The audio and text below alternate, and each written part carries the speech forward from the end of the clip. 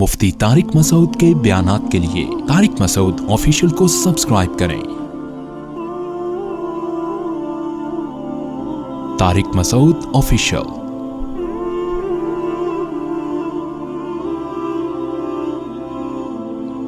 دیکھو، ایک چیز کا خوب خیال کرو، اپنے آپ کو ہمیں عملی زندگی سے جوڑنا پڑے گا۔ یہ تو آج اجتماعی دعا ہوئی، حقیقت بتاؤں مجھ سے اجتماعی دعا نہیں مانگی جاتی۔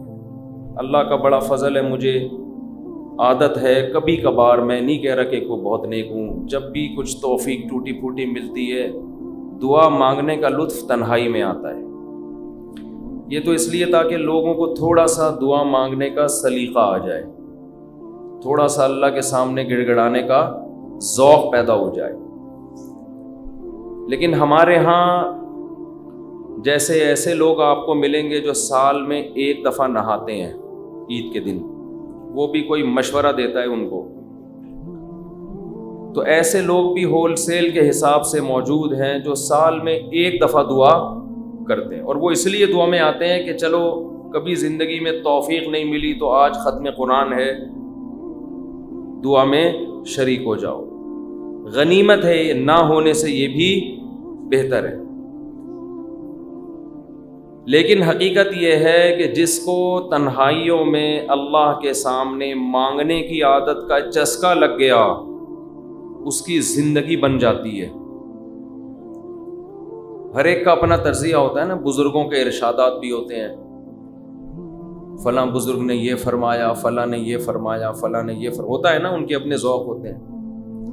میں بزرگ تو نہیں ہوں لیکن آج کل فرما بہت کچھ رہا ہوں، تو اگر آپ کہہ سکتے ہیں جی میں نے یہ فرمایا، فرمانے پر گورنمنٹ کی طرف سے کوئی پابندی نہیں ہے، اور تجربے انسان شیئر کر سکتا ہے، اس پہ بھی کوئی پابندی نہیں ہے۔ یہ میں اس لیے کہہ رہا ہوں کہ یہ نہ سمجھے کہ مفتی صاحب بہت بڑے آج کل بزرگ بنے ہوئے ہیں اور آج کل فرمانا بھی شروع کر دیے انہوں نے۔ فرمودات ہوتے ہیں نا بزرگوں کے۔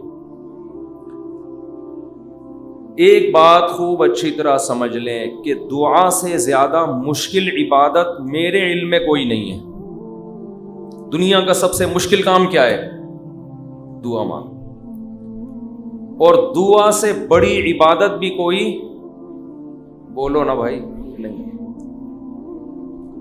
مشکل بھی اور سب سے بڑی کا مطلب کیا ہے؟ اللہ کا قرب، اللہ سے تعلق، اللہ سے محبت، اللہ اور بندے کا لنک جتنا دعا کے ذریعے بنتا ہے، میرا اپنا تجربہ یہ ہے کہ اتنا کسی اور عبادت سے نہیں، حتیٰ کہ روزے، زکوٰۃ، نماز سے بھی نہیں بنتا۔ میرا تجربہ ہے، غلط بھی ہو سکتا ہے۔ ابھی میں نے ارشاد فرمانا بولا تھا نا، ارشاد فرمایا پر تو آپ تھکے ہوئے بھی ہیں، تھوڑا سا چٹکلے بھی سنا دیتا ہوں۔ فرمایا پہ بہت دفعہ ایک لطیفہ سنا چکا ہوں، نئے لوگ آ جاتے ہیں۔ ہمارے ایک دوست تبلیغی جماعت میں گئے، کوئی دیہاتی بھی ان کے ساتھ تھے۔ جب انہوں نے بیان شروع کیا کسی گاؤں میں، تو بیان میں کہنے لگے، فرمایا جو آدمی نماز نہیں پڑھتا وہ ایسے ہے جیسے زنا کرنے والا۔ فرمایا جو آدمی نماز نہیں پڑھتا وہ ایسے جیسے قتل کرنے والا۔ فرمایا، ایسے فرمایا کیا کہہ کے حدیثیں آ رہی ہیں۔ یہ صاحب کہتے ہیں میں نے سوچا کہ یار یہ حدیثیں آج میں پہلی مرتبہ سن رہا ہوں۔ فرمایا ہم نے تو کبھی نہیں سنا کہ نبی نے ایسے فرمایا۔ کہہ رہے میں نے بیان کے بعد اس کو پکڑ لیا کہ یار آج تو نے اتنا کچھ کہا کہ فرمایا، ہم جب کہتے ہیں فرمایا تو مراد نبی نے فرمایا نا، تو یار یہ جو اتنی ساری حدیثیں تو سنا رہا ہے کہ جو نماز نہیں پڑھتا ایسے جیسے قتل کیا، جو نماز نہیں پڑھتا ایسے جیسے زنا کیا، تو کس نے یہ فرمایا؟ کہہ رہے ہم نے فرمایا۔ کیا کہہ رہے؟ ہم نے فرمایا۔ ہم نے کہا بے بھائی یہ تیرے فرمودات کے لیے لوگ یہاں نہیں بیٹھ، کچھ بھی فرما دے تو۔ لیکن جیسے اس نے کچھ بھی فرما دیا، گورنمنٹ کی طرف سے فرمانے پر پابندی نہیں ہے، لیکن اس نے تو ویسے ہی فرما دیا نا۔ لیکن میں جو کچھ فرما رہا ہوں اس کے پیچھے ایک تجربہ ہے، ایک لاجک ہے، ایک دلیل ہے، ایسے ہی ہوائی بات نہیں ہے۔ سب سے زیادہ انسان کو اللہ کے قریب کرنے والی عبادت دعا، سب سے مشکل عبادت بھی کون سی ہے؟ بولو، دعا۔ آپ کہیں گے یار یہ کہاں سے مشکل ہو، روزہ کتنا مشکل ہے، صبح سحری میں اٹھو، سارا دن جو ہے وہ نہ کھاؤ نہ پیو۔ بہت سے لوگ کہتے ہیں روزے میں اللہ صرف ایک گھونٹ چائے کی اجازت دے دیتا نا۔ صبح جب سحری کے بعد فجر پڑھ کے 1 گھنٹہ سو کے جب اٹھتے ہیں تو ایسا لگتا ہے جیسے قبر سے کسی مردے کو اکھاڑا جا رہا ہے، عجیب سی حالت ہوتی ہے نا اس وقت۔ اسی طرح آفس میں پہنچ جاتے ہیں، پھر اگر 1 آدھ گھونٹ چائے پینے کی اجازت ہوتی کیسے فریش ہو جاتے ہیں، لیکن اللہ نے اجازت نہیں دی۔ تو آپ کہہ سکتے ہیں اتنی مشکل عبادت روزہ، مفتی صاحب کہہ رہے ہیں نہیں، دعا مانگنا اس سے بھی زیادہ مشکل۔ نماز کتنی مشکل عبادت، لیکن مولانا صاحب کہہ رہے ہیں یہ فرمایا بھی وہی فرمایا ہے جو اس نے فرمایا تھا۔ یہ کیا ہو رہا ہے بھائی؟ اس کو دنیا میں سب سے مشکل بات پتہ ہے کیا ہے؟ الفلاحیہ کا اسپیکر ٹھیک ہو جائے، حقیقت یہ کبھی ٹھیک، دیکھو اسٹائل دیکھو، ادھر بھی ڈالا ہوا ہے، ادھر بھی رکھا ہوا ہے، ادھر ایک اور لگا ہوا ہے، پھر بھی بیچارے لگے رہتے ہیں، یہ کہتے ہیں جنات ہیں۔ تو آپ کہہ سکتے ہیں بھائی کیسے مشکل ہے؟ اصل میں دعا، اور ایک اور اشکال ہوگا، آپ کہتے ہیں لوگ تو بہت دعائیں مانگتے رہتے ہیں، کتنی دعائیں مانگتے ہیں نا، صبح و شام دعائیں مارکیٹ میں چل رہی ہیں ہول سیل کے حساب سے۔ اصل میں وہ دعائیں پڑھی جا رہی ہیں، مانگی بولو۔ دعا پڑھنا بہت آسان ہے۔ یونس علیہ السلام نے مچھلی کے پیٹ میں لا الہ الا انت سبحانک انی کنت من الظالمین کہہ کے دعا پڑھی نہیں تھی، یہ دعا مانگی تھی۔ اور ہم کیا کر رہے ہوتے ہیں؟ پڑھ رہے ہوتے ہیں۔ جتنے مرد یہاں بیٹھے ہیں، جتنی خواتین بیان سن رہی ہیں اوپر، ان سے گزارش ہے کہ اپنے معمولات میں دعا کا اضافہ کریں اور اللہ سے دعا مانگنے کا معمول بنائیں۔ دعا مشکل کیوں ہے یہ میں بتانا چاہ رہا تھا۔ باقی جتنی عبادتیں ہیں ان میں کتنی ٹینشن ہوتی ہے، وضو کرو، پھر چل کے آؤ، صبح سحری میں اٹھو، روزہ رکھو، دعا میں تو کچھ بھی نہیں ہے، یوں کرو اور پڑھنا شروع کر دو۔ اصل میں دعا نام ہے دل کے لگنے کا، جذبے کے ساتھ مانگنے کا۔ شیطان انسان کو یہ باور کراتا ہے کہ تو مانگتا ہے ملے گا تجھے کچھ بھی نہیں، اس لیے مانگتا ہے ہی نہیں، پڑھتا ہے۔ کیونکہ جب مانگ رہے ہوتے ہیں نا تو پتا ہوتا ہے کہ ملنے والا بولو کچھ بھی نہیں، لیکن چونکہ مسلمان ہیں شاید ٹرائی کر کے دیکھتے ہیں، شاید کچھ ہو جائے، تو زبان تھوڑی گھس جائے گی۔ اس جذبے سے جب دعا مانگی جاتی ہے تو وہ دعا نہیں کہلاتی۔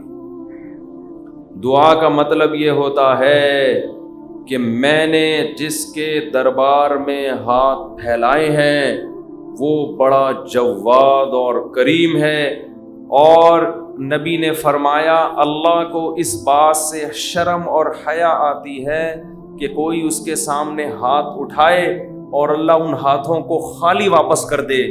جیسے علاقے کا سیٹھ ہو، سخی بھی ہو، کوئی بھکاری اس کے پاس آئے اور وہ سیٹھ اسے دھکے دے کے نکال دے تو اسے شرم آئے گی اگر وہ غیرت مند ہوگا۔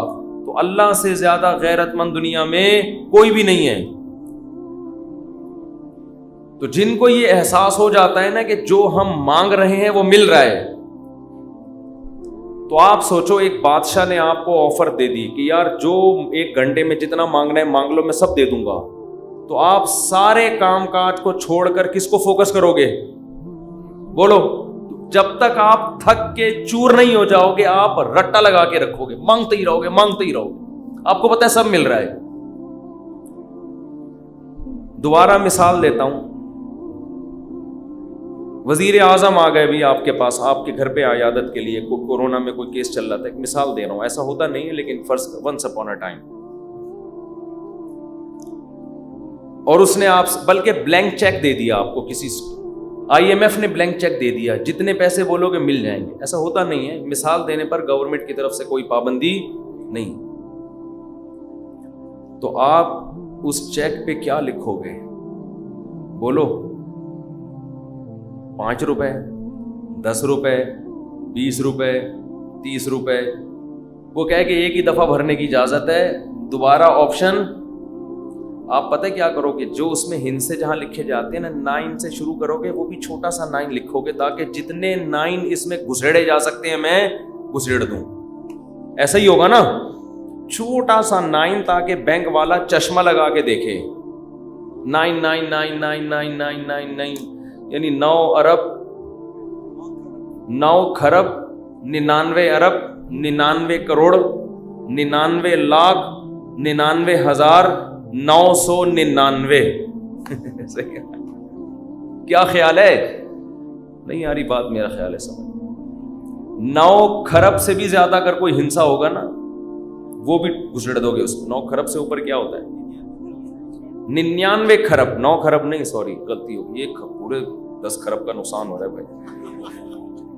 99 کھرب 99 ارب 99 کروڑ 99 لاکھ 99,999 کا چیک بنا کے دو گے کہ نہیں دو گے؟ بشرطے کہ یقین ہو کہ یہ میں خواب نہیں دیکھ رہا. ورنہ بعض دفعہ آدمی کی آنکھ بھی کھل جاتی ہے ایسے موقع پہ.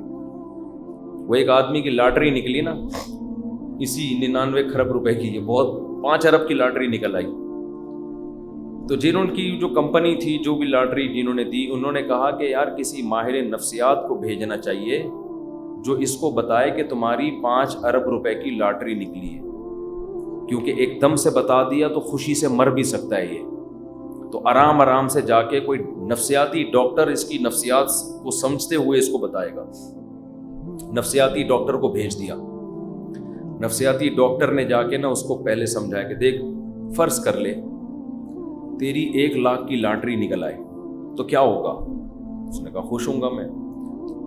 1 لاکھ پہ اس نے کہا چلو نہیں مرے گا، ٹھیک ہے نا، اب لاکھ سے تھوڑا سا اوپر ہو. اچھا فرض کر 20 لاکھ کی لاٹری نکلے. اس نے کہا یہ کروں گا، دکانیں بناؤں گا، یہ کروں گا، ایک پلاٹ خرید لوں گا. اچھا ایسے 20 لاکھ سے اوپر آیا، 1 کروڑ تک پہنچا، 1.5 کروڑ تک، 2 کروڑ تک، 3 کروڑ تک. 3 کروڑ میں کیا کرے گا جی؟ اتنی دکانیں لے لوں گا، بحریہ ٹاؤن میں گھر لے لوں گا، وغیرہ وغیرہ. ہوتے ہوتے 5 کروڑ جو اصل تھی نا 5 کروڑ تک آ گیا. اچھا یہ بتا 5 کروڑ کی لاٹری نکلی تو کیا کرے گا؟ اس نے کہا آدھی تجھے دے دوں گا. یہ سننا تھا ماہر نفسیات کا انتقال ہو گیا. ماہر نفسیات کا انتقال ہو گیا. وہ بیچارہ برداشت نہیں کر سکا یہ خوشی. تو یہ تو میں ایک مثال دے رہا ہوں. 99 کھرب 99 ارب 99 کروڑ 99 لاکھ 99,999 اشاریہ بھی لگا دے گا آگے 99999. لیکن چونکہ ایسا ہوتا نہیں ہے، IMF کبھی کسی کو ایسے بلینک چیک اس طرح سے نہیں دیتا نہیں ہے. اس لیے ہم یہ سب ہنسی مذاق کی باتیں سمجھی جاتی ہیں. لیکن اللہ کا معاملہ ایسا ہے کہ اللہ نے ہم سب کو بلینک چیک بولو دے دیا ہے. یہ بلینک چیک پکڑا دیا ہمارے ہاتھ میں. جو لکھنا ہے اس میں لکھ دو، میرے دربار میں پیش کر دو، میں دوں گا. جو مانگو گے بولو بھائی دوں گا. اب جس کو اس پر یقین ہے نا، اس کو جتنا وہ دعا کو فوکس کرتا ہے اتنا کسی اور عبادت کو فوکس نہیں. وہ باقی عبادت کرتا بھی اس لیے کہ عبادت کر کے دعا مانگوں گا تو زیادہ قبول ہوگی. عبادت میں دعائیں زیادہ قبول ہوتی ہیں نا. تو یہ شیطان نے دماغ میں یہ ڈال دیا ہے کہ اللہ سنتا ہے دعائیں مگر قبول نہیں کرتا. اور اللہ کہتا ہے میں کرتا ہوں قبول، لیکن جس طرح تو چاہ رہا ہے اس طرح نہیں کروں گا میں قبول. اس طرح کرنا اگر شروع کر دی تو اللہ کا معاملہ ہمیشہ غیب پر ہے. یخشون ربہم بالغیب، جو اللہ سے ڈرتے ہیں بغیر دیکھے، جو اللہ پہ ایمان لاتے ہیں بغیر دیکھے جنہوں نے جنت پہ یقین کیا بغیر دیکھے، جو جہنم سے ڈرتے ہیں بغیر دیکھے، جنہوں نے عذاب نہیں دیکھا، کیونکہ دیکھ لیں گے تو آزمائش ختم، پھر تو سارے نیک بن جائیں گے، سارے نیک۔ تو اللہ کہتے ہیں بھی مانگو نظر نہیں آئے گا، تو عقل مند لوگ گڑ گڑا کے اللہ سے مانگتے ہیں۔